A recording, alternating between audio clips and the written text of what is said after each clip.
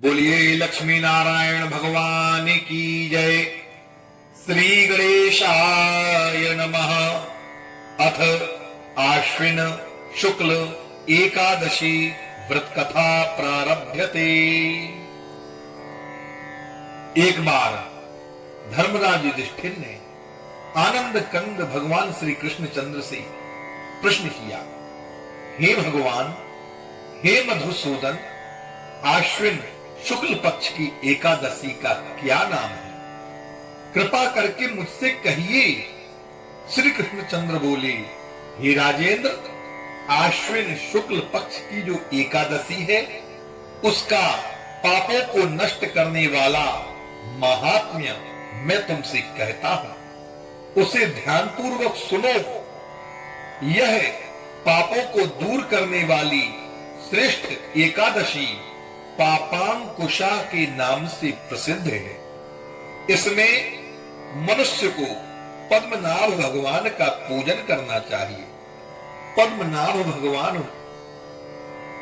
नारायण भगवान, शेषशायी विष्णु भगवान, जिनकी नाभि से एक कमल दल निकलता है और जिसके ऊपर श्री ब्रह्मा जी का प्राकट्य होता है, ऐसे पद्मनाभ भगवान का पूजन इस एकादशी में अवश्य ही करना चाहिए। यह एकादशी सब पापों को नष्ट करने वाली है, मानव की समस्त इच्छाओं को पूरा करने वाली है, स्वर्ग एवं मुक्ति की दात्री है।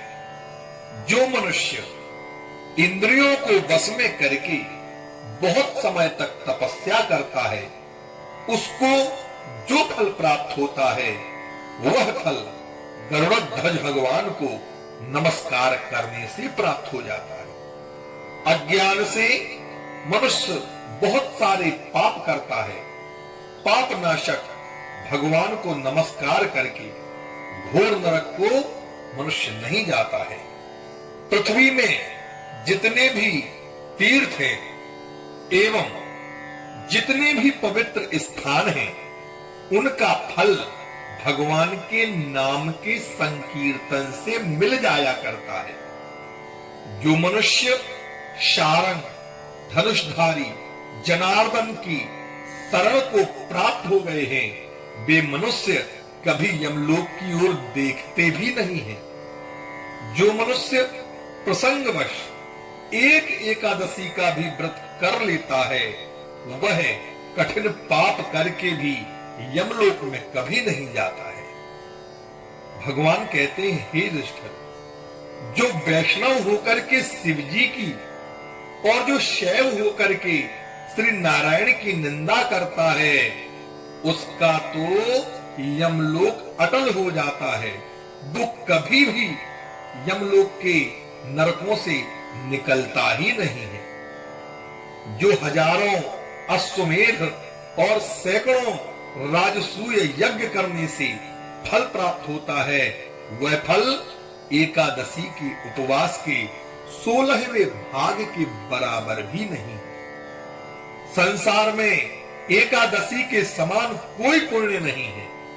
इसके समान पवित्र और तीनों लोकों में कुछ भी नहीं है। जैसा कि पद्मनाभ की एकादशी का दिन पापों को दूर करने वाला है, हे मनुजाधिप, जब तक मनुष्य पद्मनाभ की एकादशी का उपवास नहीं करता, तब तक उसके शरीर में पाप का निवास रहता है। एकादशी के समान तीनों लोकों में कोई व्रत नहीं है। हे राजन, किसी बहाने से भी जिसने एकादशी का व्रत कर लिया, यमराज को वह देखता नहीं है। वह एकादशी स्वर्ग, मोक्ष, आरोग्य, सुंदर स्त्री और अन्न एवं धन को देने वाली कही गई है। हे धूप, एकादशी के समान पवित्र गंगा, गया, काशी, पुष्कर और कुरुक्षेत्र आदि तीर्थ भी नहीं है।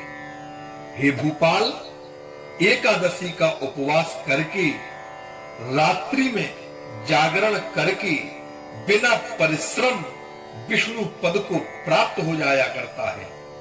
हे राजेंद्र, इसका उपवास करने से मनुष्य 10 पीढ़ी माता की, 10 पीढ़ी पितृकुल की, 10 पीढ़ी स्त्री के कुल की, इन सारे कुलों का उद्धार कर दिया करता है।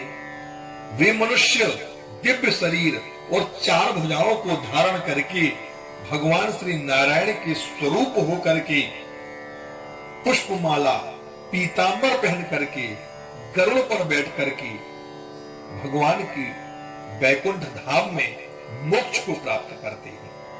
हे नृपोत्तम, बालकपन हो, बुढ़ापा हो अथवा युवावस्था में इसका व्रत करके मनुष्य कभी भी दुर्गति को प्राप्त नहीं होता है। आश्विन शुक्ल पक्ष में पाषाण कुशा का उपवास करके मनुष्य सभी पापों से मुक्त हो जाया करता है। जो भी मनुष्य स्वर्ण, तिल, भूमि, गौ, अन्न, जल, छाता, जूता, वस्त्र इन सबका दान करता है, वह यमराज को नहीं देखता। जिसके दिन बिना पुण्य के बीत गए, वह लोहार की धोकनी की तरह जीता हुआ मरे के समान है। हे नृपोत्तम, गरीब मनुष्य भी शक्ति के अनुसार स्नान, दान इत्यादि क्रियाओं को करके सदाचार से रह करके अपना समय व्यतीत कर लेता है और करना भी चाहिए। तालाब, बाग, बगीचा, मंदिर, यज्ञ आदि शुभ कर्म करने वाले धीर पुरुष यमलोक के दुख को नहीं देखते हैं। ऐसे पुण्य करने वाले संसार में दीर्घायु, धनाढ्य, कुलीन और निरोगी दिखाई देते हैं। हे राजन, जो आपने मुझसे पूछा था वह पापांकुशा का महात्मा मैंने आपको सुनाया है। इसका नाम पापांकुशा है, अर्थात ये एकादशी मनुष्य के पापों पर अंकुश लगा देती है, उसके पापों को रोक देती है, रोकने के बाद उनका विनाश कर देती है और प्रभु की शरण में ले जाती है। इसीलिए ये एकादशी का व्रत मनुष्य को अवश्य करना चाहिए। तो जो महात्मा था वो मैंने तुम्हें सुना दिया है, अब आगे और क्या सुनने की आपकी इच्छा है? इति श्री ब्रह्म वैवर्त पुराणे आश्विन शुक्ले पापांकुशा एकादशी व्रत महात्म्यम संपूर्णम्। बोले पद्मनाभ भगवान की जय।